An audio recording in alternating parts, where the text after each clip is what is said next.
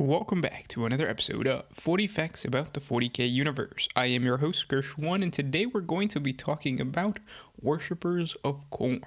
Those are human worshippers of the Blood God, as opposed to Xeno worshippers of the Blood God, which actually sounds like a better video.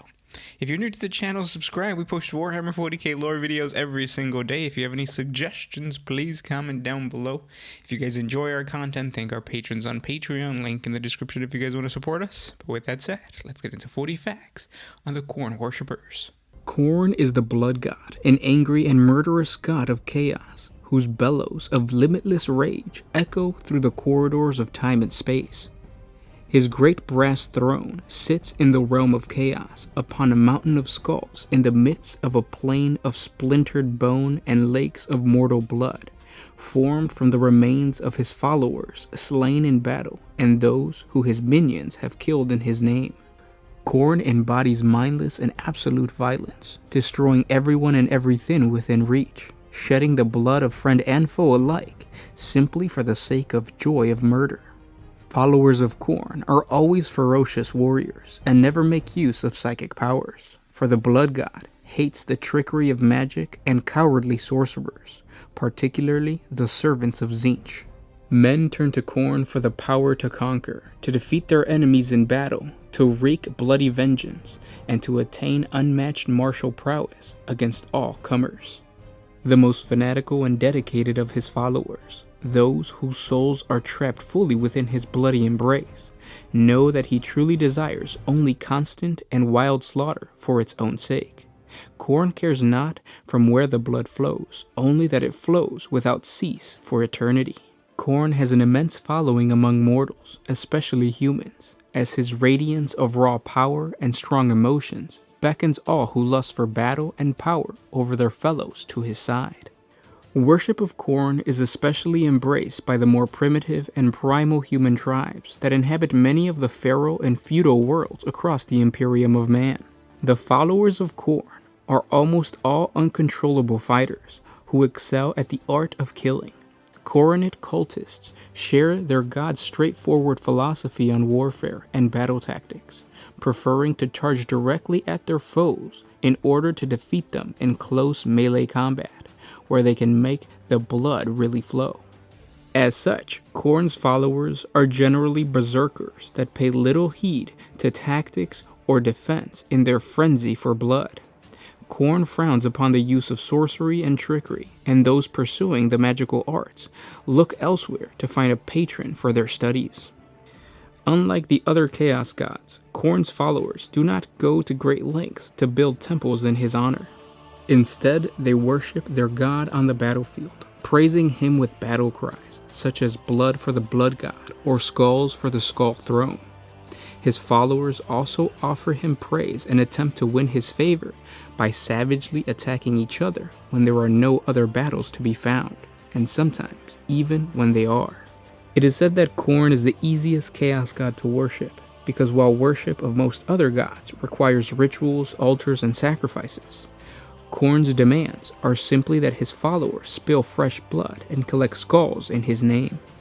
Those favored by Khorne often receive his chaotic blessings, mutations. Sometimes these physical alterations take the form of great strength or a beast-like visage, sometimes of frightening physical alterations such as the development of horns, claws, or rendering talons. Regardless of the mutations that develop, they are displayed proudly by his coronate recipients, and serve both as a visible reminder of the Blood God's existence and an inspiration for those who have not yet won his favor. The World Eater Trader Legion is dedicated solely to Khorne and his cause, the shedding of blood and the defeat of all his enemies.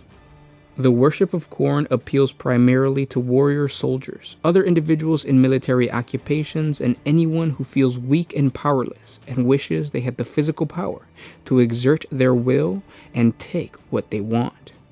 For these individuals, his followers, Khorne provides enhanced strength, vitality, and prowess in combat, particularly physical and melee combat.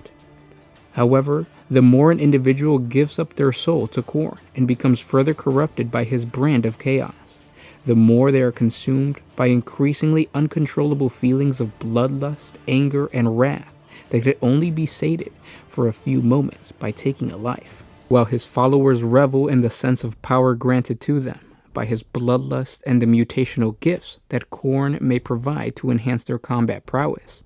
This bloodlust is increasingly uncontrollable and requires them to engage in the most heinous forms of violence to maintain even a semblance of control. Even the momentary relief from the bloodlust that killing provides eventually fades, and long-term Khornites ultimately transform into screaming monsters of adrenaline and aggression, who will do anything to slaughter and kill other living things until their reasons has long since been subverted by the mindless thirst for murder, violence, and savagery.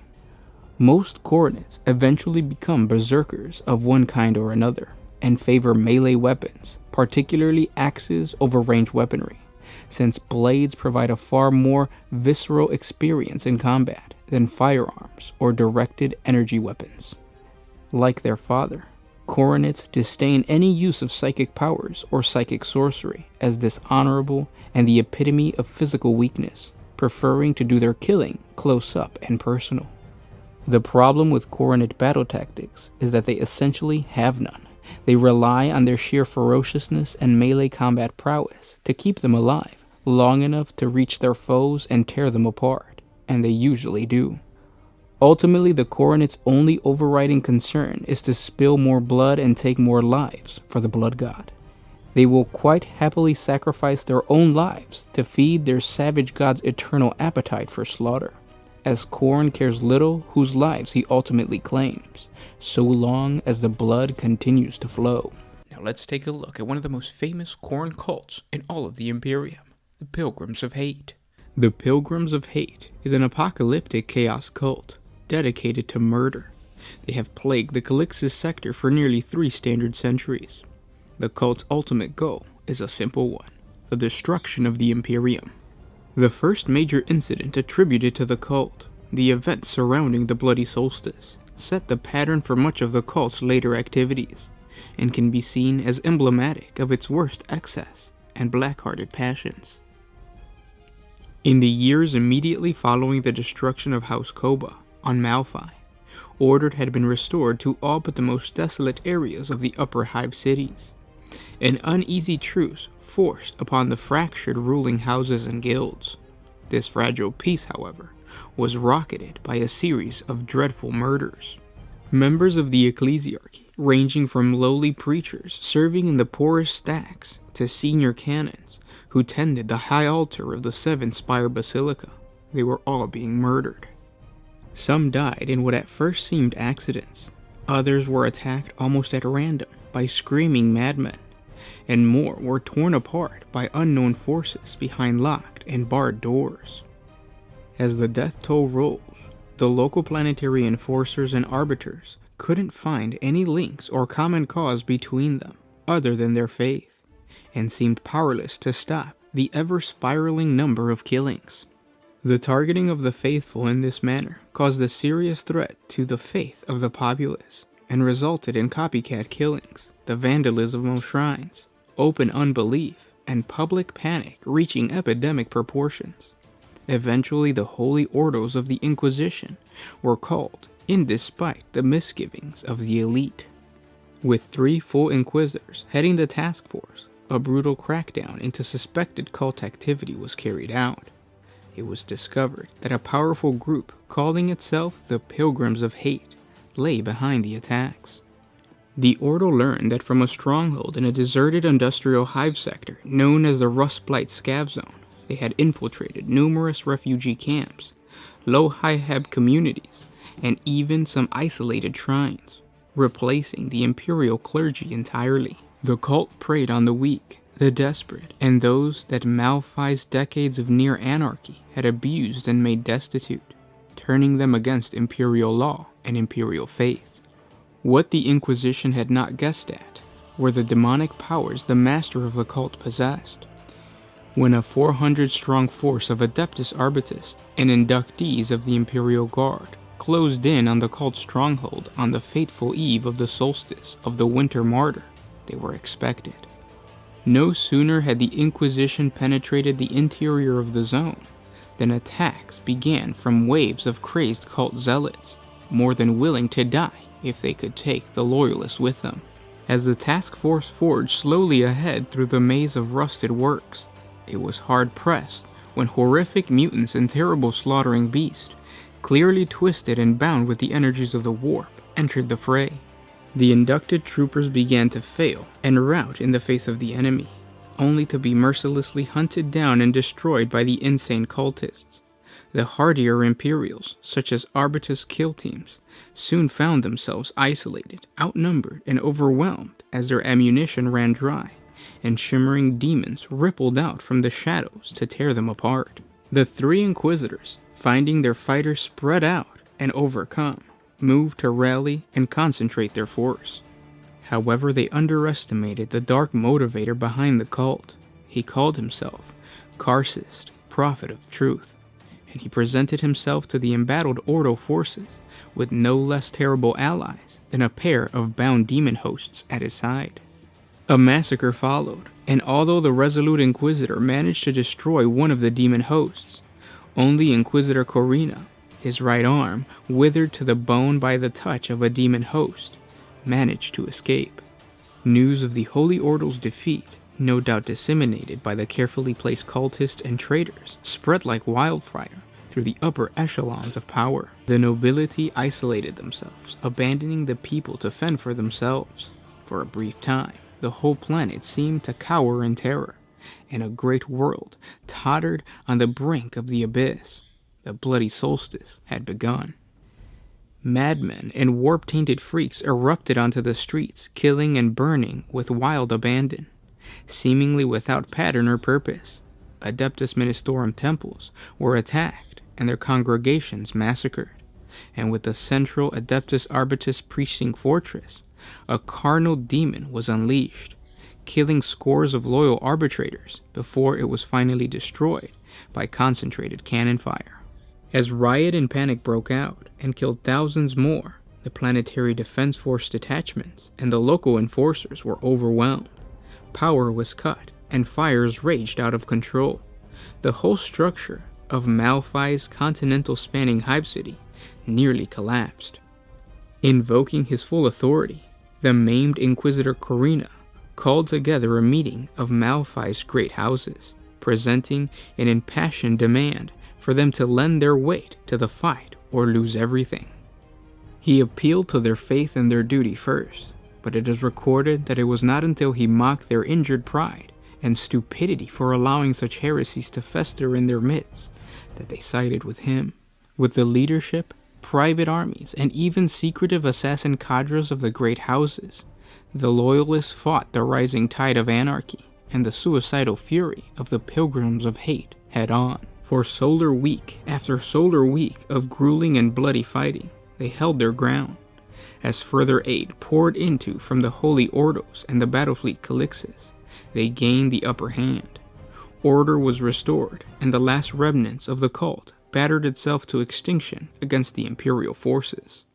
Karcist and several of his subordinate sorcerers were never found during the great Malphian purge that followed, but were cited leading cults and atrocities in later decades all across the sector. The arch-heretic Karcist finally met his end, not at the hands of the Inquisition, but in the power-fisted grip of the rogue traitor Harriman Vale near a standard century later. In the final analysis, the bloody solstice of Malphi provided a deadly exclamation point at the end of 7 standard decades of misrule, miscord, untrust, unrest, and bloodshed for Malphi. It has since entered the myths and history of that world as the direst moment of a dark age. At the core of the true beliefs of the Pilgrims of Hate is nihilism of the spirit, utter hopelessness and despair for humanity's true place in the universe as they perceive it, that of a squabbling, blind creature utterly at the mercy of a deadly cosmos and a hungering warp. To them, civilization, reason, faith, love, family, morality, hope, pleasure, and honor are all lies and stillborn dreams, wrangled at birth by uncaring and implicable realities. The answer, as far as they are concerned, is total destruction, the violent self-immolation of mankind's carefully created web of lies and deceits.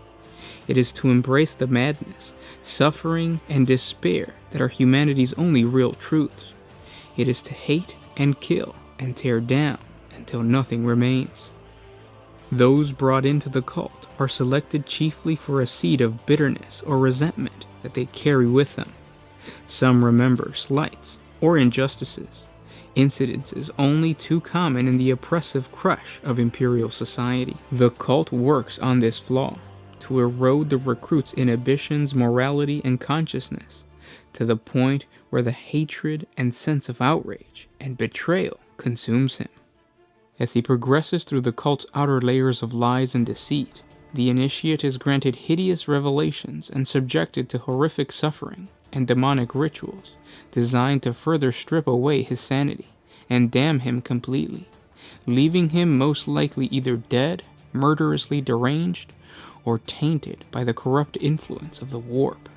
Those few cultists that survive long enough or show particular promise are taken under the wing of a false prophet and directly tutored in the art of the sorcerer and demagogue.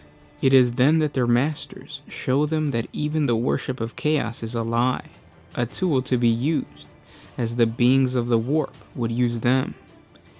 If these aspirants survive such dark wisdom and the dangers of their tutelage, then they become false prophets in return, and carve their own bloody path across the stars.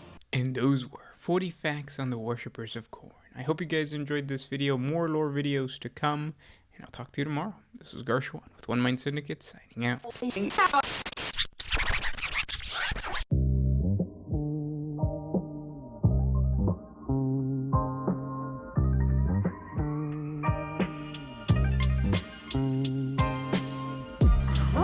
used to put my freedom first in any situation.